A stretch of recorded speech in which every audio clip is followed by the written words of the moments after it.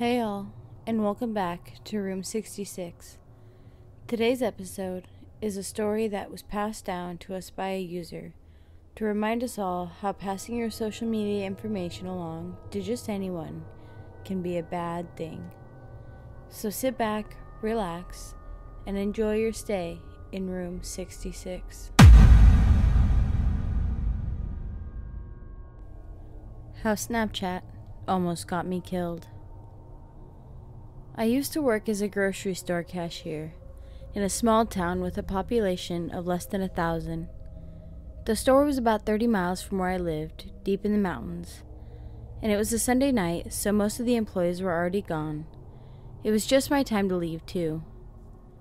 I needed to grab a couple things from the store, so I did, and was about to check out, but before I left, I decided to head to the liquor section and grab me and my friend a nice bottle of our favorite wine to relax after a long day's work and a long drive home. As I was standing in line to check out, there was a man behind me, like right behind me. I could literally feel him breathing down my neck, and I could smell his cologne, which honestly smelled really great, but I could feel him literally right behind me. So I turned around and said, "Excuse me, am I in the way or something?" He laughed and apologized as he said, "I was just trying to grab the candy bar that was next to you. I'm sorry if I scared you." I told him that it was alright and kinda laughed it off. I passed him the candy bar, which just so happened to be my favorite candy bar. I made some sort of comment about it and we got to talking about the silly thing. And next thing you know, he asked for my Snapchat.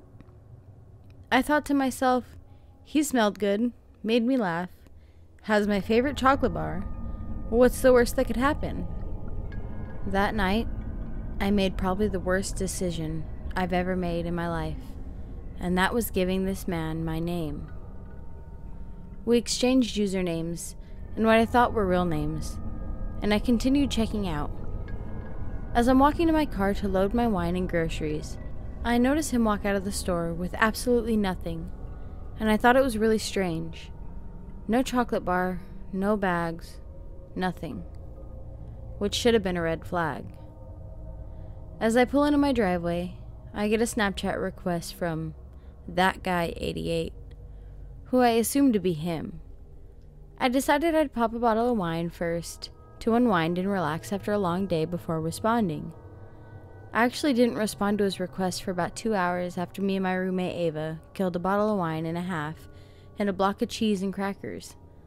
When Ava finally went to take a shower, I went to accept the request, but it was gone. I refreshed the app maybe 4 or 5 times, thinking it was a bug, and it would pop back up, but there was nothing. I shrugged it off and thought nothing of it really, and went on doing what I was doing.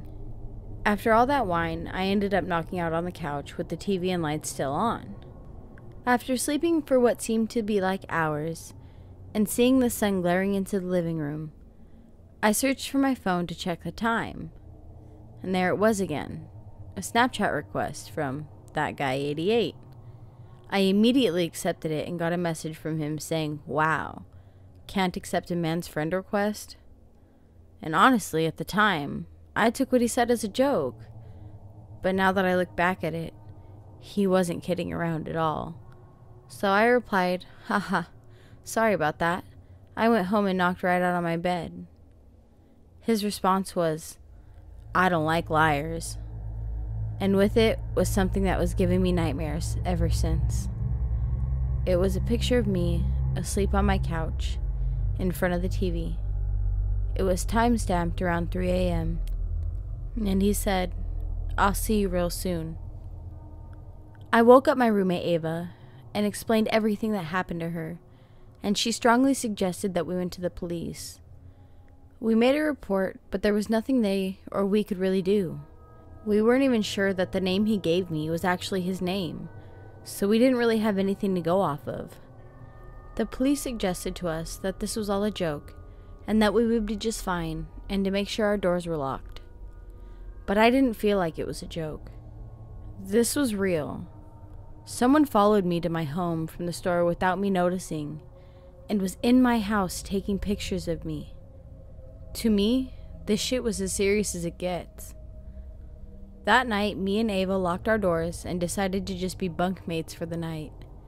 It took me hours to fall asleep, but when I finally did, all seemed well.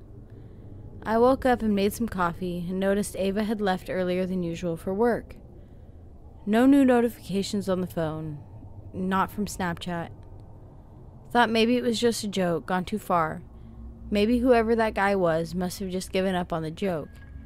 I stepped outside of the front door to enjoy looking out to the trees when I stepped on something.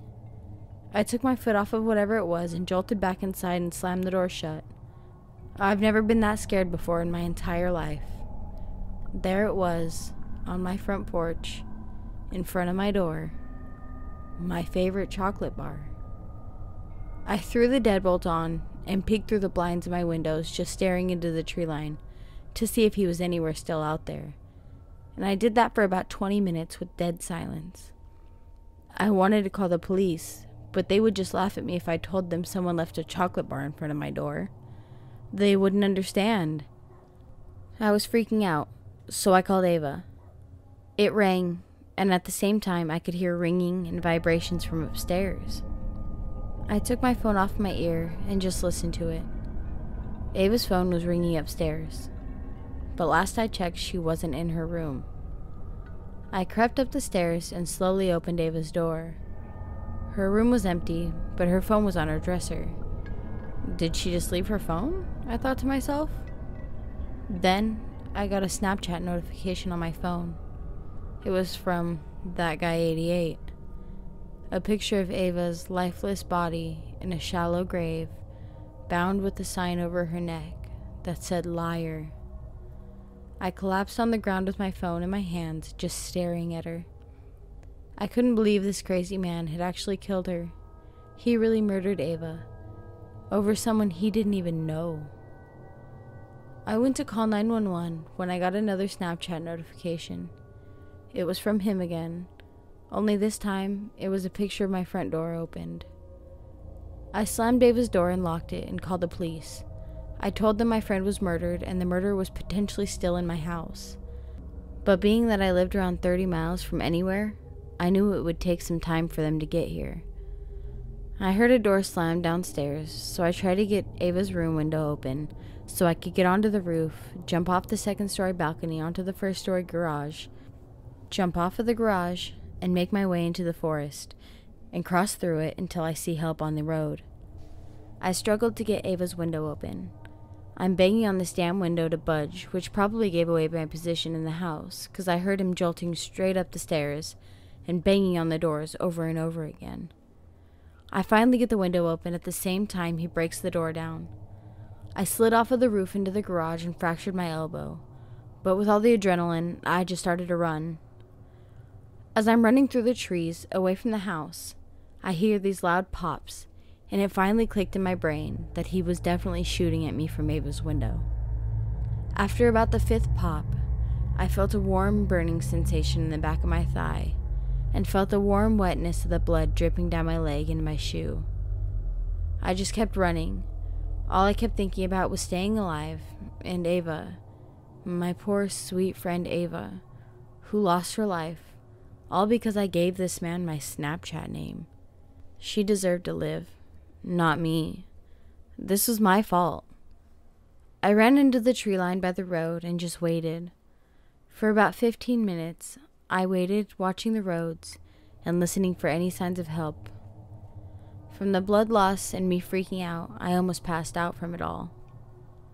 I hear a vehicle coming down the dirt road in the distance, but before I jump out into the road from my hiding place, I kept getting nervous that it was him still around, so I waited. And sure enough, I see the same black Bronco truck the man got into at the grocery store. There he was, driving slow with his head out the window, looking back and forth through the tree line. For about 5 minutes he was doing circles looking for me. I kept looking at his face details, because if I did make it out alive, this son of a bitch was gonna pay for what he did. A few moments later, I could hear sirens in the distance, very faint, because sound travels through the mountains out here. But it was loud enough for him to hear, because he floored the pedal and took off. I waited till I saw emergency vehicle lights and made my way limping into the middle of the road. The police saw me and pulled over right away to help. They rushed me to the hospital as quickly as possible because of the gunshot wound. I survived with a gunshot wound that just passed a nearby artery. Police showed up the next day at the hospital and took down my statement. They had found Ava's body in the shallow grave that I had seen in the picture just in the tree lines in my backyard. He had taken her in the middle of the night and strangled her. They tried to track down the Snapchat account, but it was deleted, and fake information was used to make the account.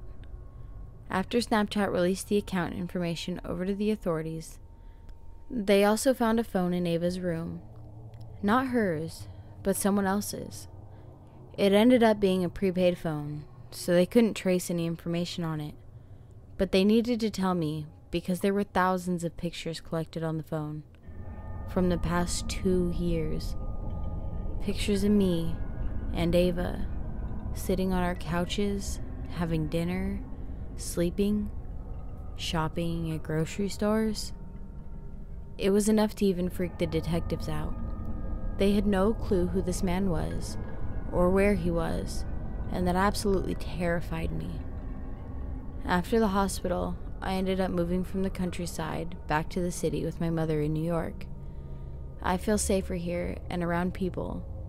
It's been 2 years now, and I feel like things have been getting better, and I think about Ava every day and try to live for her. Until yesterday, I got a friend request notification on my phone from a Snapchat user. That guy, 89. Well, that's all the time we have left for tonight. If you enjoyed your stay with us at room 66, please subscribe and turn on that notification bell to stay longer.